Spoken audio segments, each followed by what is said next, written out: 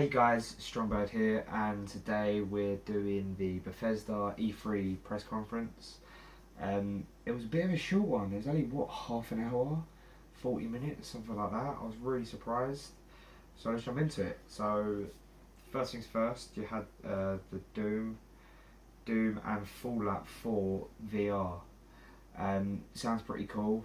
You can obviously, for people who've played it, I haven't really touched either of them, to be honest. But for people who play them, if you have a VR, Doom's an easy transition because it's first person. You're going to be fast paced there. It's going to mess with your mind.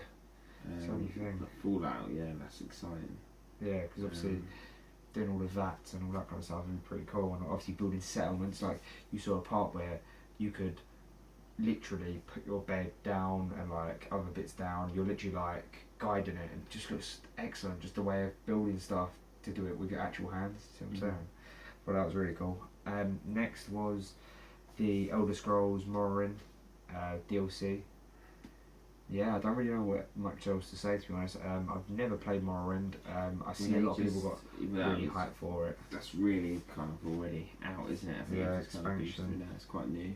Yeah. But there's some more stuff coming out in the future in regards to that as well. Yeah, because there was another one called Horrors in the Rain, or Horns in the Rain, something like that.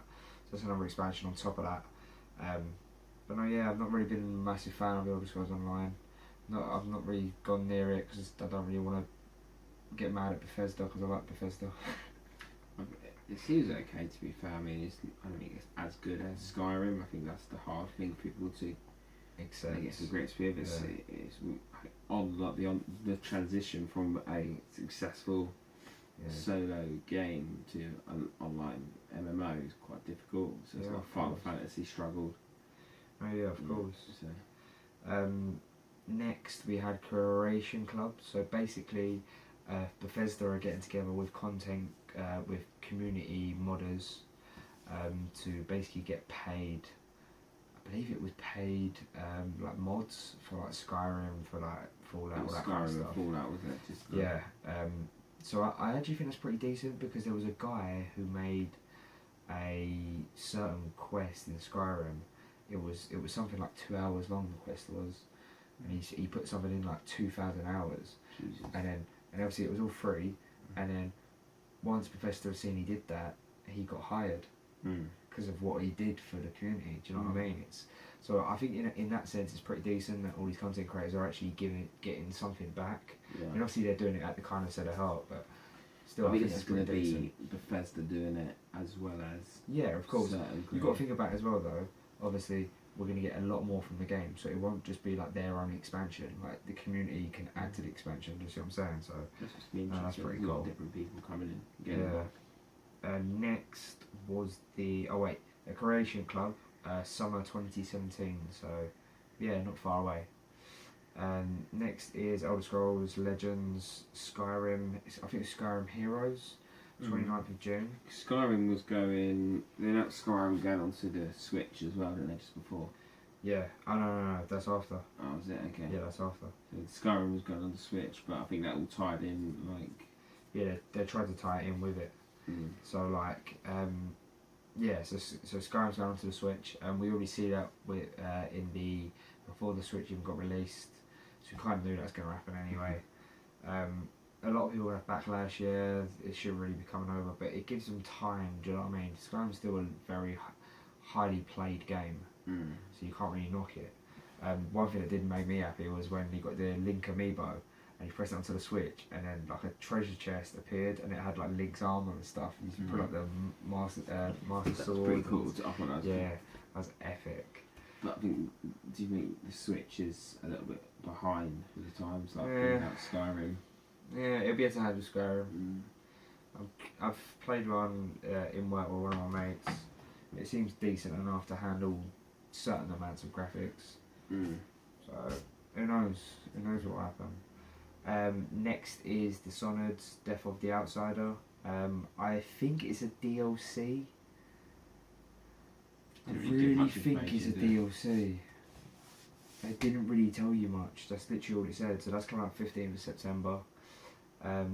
Yeah, I haven't played Dishonored 2, so I can't really give any opinions on it or anything. Dishonored 1 was excellent. I haven't really got around to playing Dishonored 2. Next was Quake Champions.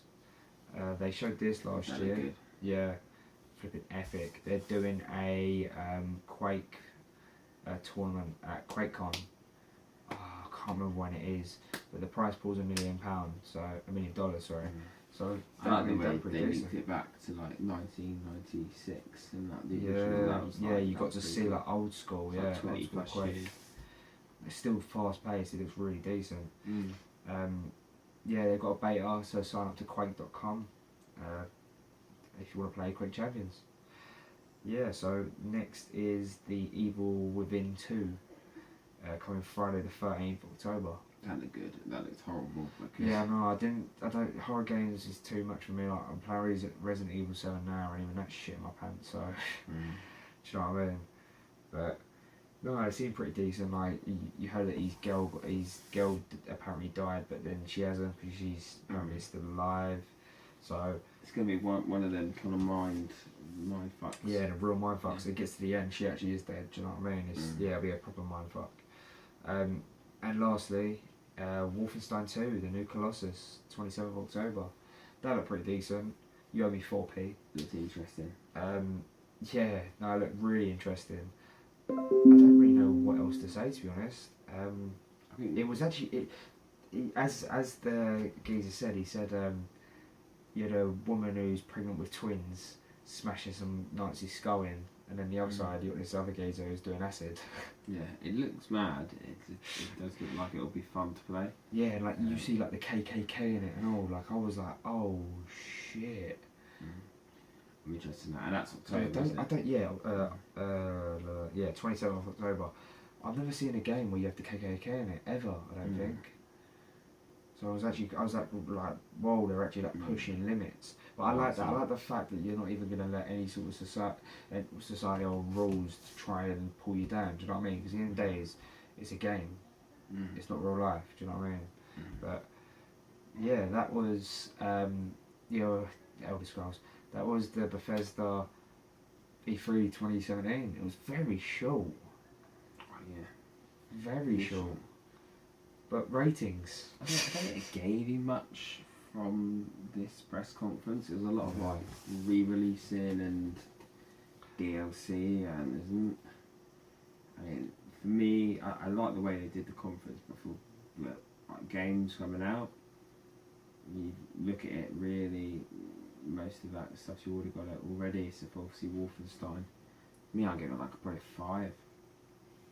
Yeah, same with you. I thought it was very poor. I don't even really see the point in them doing an E3 conference. What they could have done is split it halfway, give half to Microsoft, half to PlayStation. I really think they should have done that. That's one thing I didn't mention. They did Bethesda Land, so they took you around this like theme park and they'd show you little bits and bobs. I thought that was really cute and really like bouncy, just to get around stuff. But I'd like it a bit more. One person we didn't see, Todd Howard, so I'm not quite happy. I normally see him every year, but wasn't there this year, and it just seemed very rushed, very, I don't know. There's a lot of it was just based on Fallout 4 and... Yeah, it's not just the VR stuff.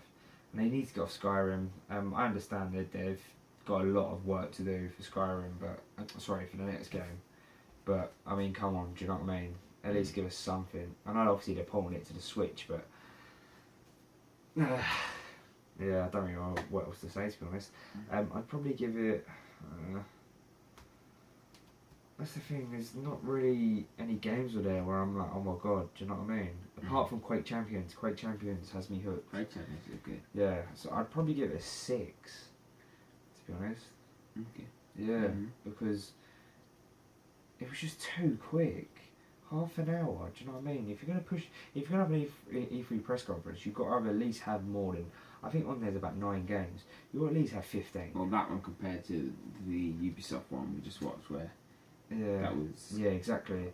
Well, I mean, you can have 9 games, but you've got to go in depth in some of these games, and you've got to show some stuff like Wolfenstein. They could at least show us some more games. Releasing Doom and Fallout in VR was, that is cool, but they're already... Yeah, it's just a gimmick, do you know what I mean? Yeah, it is. It's a massive gimmick.